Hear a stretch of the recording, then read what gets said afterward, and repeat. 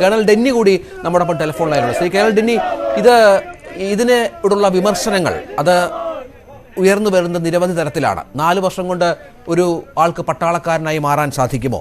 4 വർഷം കഴിഞ്ഞ് ഇറങ്ങിയാൽ ഈ യുവാക്കൾ എന്തു ചെയ്യും? അതിന് കൃത്യമായി ഒരു നിർദ്ദേശം സർക്കാരിൻ്റെ ഭാഗത്ത് നിന്നുണ്ടാകുന്നുണ്ടോ?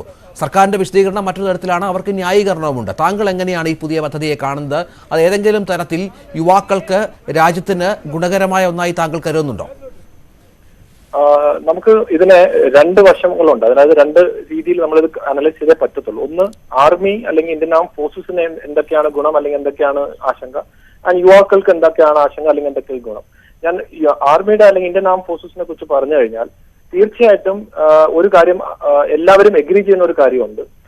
നമ്മള് ഈ യുദ്ധം ചെയ്യുന്ന രീതി 47 തൊട്ട് ഇന്ന് വരെ പല മാറ്റങ്ങളും വന്നിട്ടുണ്ട്. ടെക്നോളജിയിൽ മാറ്റം വന്നിട്ടുണ്ട്, എക്യുപ്മെന്റിൽ മാറ്റം വന്നിട്ടുണ്ട്, ബാക്കിയുള്ള എല്ലാ രീതിയിലും നമ്മളത് റഷ്യ യുക്രൈൻ വാറിൽ വരെ കണ്ടിട്ടുണ്ട്.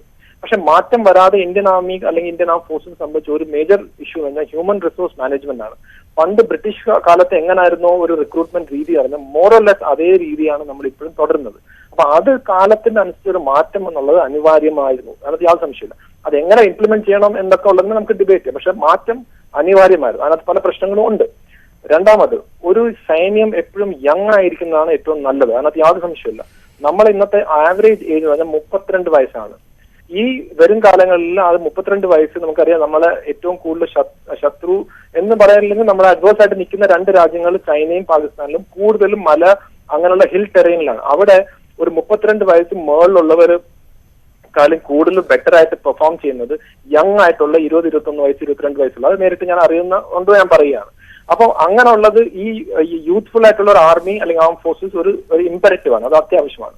ഇനി മൂന്നാമത്തെ കാര്യം എന്ന് വെച്ച് കഴിഞ്ഞാൽ, അത് സർക്കാർ പറഞ്ഞില്ലെങ്കിലും ഇനി പെൻഷന്റെ ഒരു ബില്ലിന്റെ കാര്യം നമുക്കറിയാം.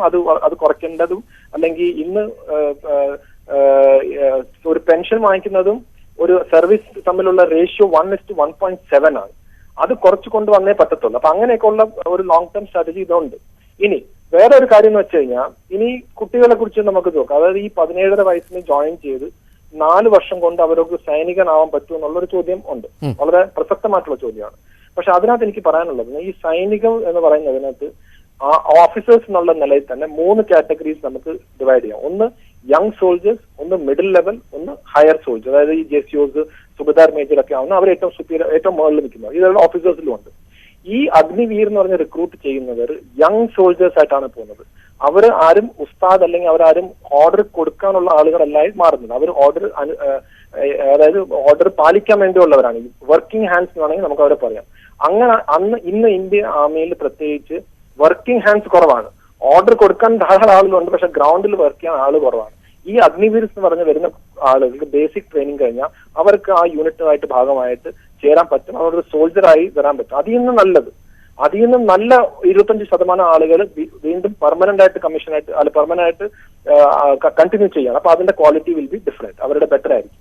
ഇനി അവരുടെ മൊറാലിനെ കുറിച്ച് അല്ലെങ്കിൽ മോട്ടിവേഷൻ, അവർക്ക് 4 വർഷം മാത്രമല്ലേ ഉള്ളൂ, അത് കഴിഞ്ഞ് തിരിച്ചു വരുമ്പോൾ അത്രയും മോട്ടിവേറ്റഡ് ആയിരിക്കുമോ എന്നുള്ള അതിന്റെ ചോദ്യത്തിന്റെ ഉത്തരം ആ ലീഡർഷിപ്പാണ് കൊടുക്കേണ്ടത്. ഏതൊരു ആളിന്റെയും വളരെ നല്ല സോൾജർ ആയാലും ശരി, ചീത്ത സോൾജർ, അത് ഡിസൈഡ് ചെയ്യുന്നത് നല്ല ലീഡർഷിപ്പാണ്. നല്ല ലീഡർഷിപ്പ് ഉണ്ടെങ്കിൽ നല്ല സോൾജേഴ്സ് വരും, അതിനകത്ത് യാതൊരു സംശയമില്ല. അതിനകത്ത് വേറെ മാറ്റങ്ങളൊന്നുമില്ല. ഇനി ഈ കുട്ടികൾ പുറത്തു വന്നു കഴിഞ്ഞാൽ അവർക്ക് എന്തെങ്കിലും ബെനിഫിറ്റ് ഉണ്ടോ? നേരത്തെ പലരും സംസാരിക്കും. ഒരു കാര്യത്തിൽ ഞാൻ ചോദിക്കുന്നു, പല സർക്കാരുകളും വേണ്ട രീതിയിൽ സൈനികർക്ക് വേണ്ടിയുള്ള ആനുകൂല്യങ്ങളൊന്നും കൊടുക്കാറില്ല, പ്രത്യേകിച്ച് കേരളത്തിലെ പോലുള്ള സംസ്ഥാനത്തിന്. യാതൊരു സംശയമുണ്ട്. പ്രത്യേകിച്ച് നോർത്ത് ഇന്ത്യയിലൊക്കെ ആണെങ്കിൽ അവർ കുറെ കാര്യങ്ങൾ ചെയ്യാറുണ്ട്, പക്ഷെ നമ്മളിവിടെ അത്രയ്ക്ക് ചെയ്യുന്നില്ല എന്നുള്ളത് വളരെ യാതൊരു സംശയമില്ല. ഏത് സർക്കാർ വന്നാലും ശരി. അങ്ങനെ ഇരിക്കവർ ഇവർ പുറത്തു വരുന്നത്, ഇപ്പൊ ഒരു എക്സാമ്പിൾ ഞാൻ പറയുകയാണെങ്കിൽ, 17 വയസ്സ് അല്ലെങ്കിൽ 18 വയസ്സിന് ഒരു കുട്ടി ഇതിനകത്ത് ജോയിൻ ചെയ്യാണ്, +2 കഴിഞ്ഞിട്ട് ജോയിൻ ചെയ്യാണ്. ആ വ്യക്തി 22-ാം വയസ്സിൽ പുറത്തു വരികയാണ്. പുറത്തു വരുമ്പം 11.71 lakhs അല്ലെങ്കിൽ 12 ലക്ഷം രൂപ അദ്ദേഹത്തിന്റെ കയ്യിലുണ്ട്. 4 വർഷമായിട്ട് വീട്ടിലേക്ക് 20,000 അല്ലെങ്കിൽ 22,000 രൂപ ശമ്പളം, 25,000 വരെ പോകുന്ന ശമ്പളവും അയക്കുന്നുണ്ട്.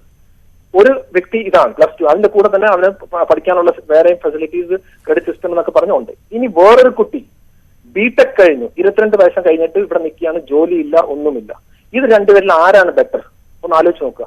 തീർച്ചയായിട്ടും ഈ ഒരു കുട്ടി 4 വർഷം, അതും ഇന്ത്യൻ ആർമി ഇന്നത്തെ ദിവസത്തിൽ ഇന്ത്യയിൽ ഏറ്റവും ബെസ്റ്റ് ആയിട്ട് ഡിസിപ്ലിൻ ഇമ്പാർട്ട് ചെയ്യാൻ പറ്റുന്ന ഇൻസ്റ്റിറ്റ്യൂട്ട് ഒരാളും പറയത്തില്ല ഇന്ത്യൻ ആർമി അല്ലാതെ വേറെ, ഇന്ത്യൻ ആം ഫോഴ്സ് അല്ലാതെ വേറെ അല്ല. അവിടുന്ന് ഇറങ്ങുന്ന ഒരു പക്ഷെ അതിലൊരു ഈ പറഞ്ഞ പോലെ ഈ 4 വർഷം കഴിഞ്ഞ് പുറത്തിറക്കുന്ന ഒരാൾക്ക് ഈ മേഖലയിൽ എവിടെയെങ്കിലും സംവരണം ഉറപ്പാക്കുക, അല്ലെങ്കിൽ അയാളെ ഇതിന് ശേഷം തൊഴിലില്ലാത്ത ചെറുപ്പക്കാരനായി മാറാൻ അനുവദിക്കാതിരിക്കുക, അത്തരം കാര്യങ്ങളിലൊക്കെ ഒരു വ്യക്തത ഉണ്ടെങ്കിൽ ഒരു പക്ഷേ ഈ പ്രക്ഷോഭകാരികൾക്കൊക്കെ അത് മനസ്സിലാകും. ഇത് വളരെ ധൃതി പിടിച്ച് ഇക്കാര്യങ്ങൾ നടപ്പിലാക്കുന്നു, ഇതിന് വ്യക്തതയാവുന്നില്ല എന്ന കാര്യം ഒരു പ്രശ്നമാണല്ലോ.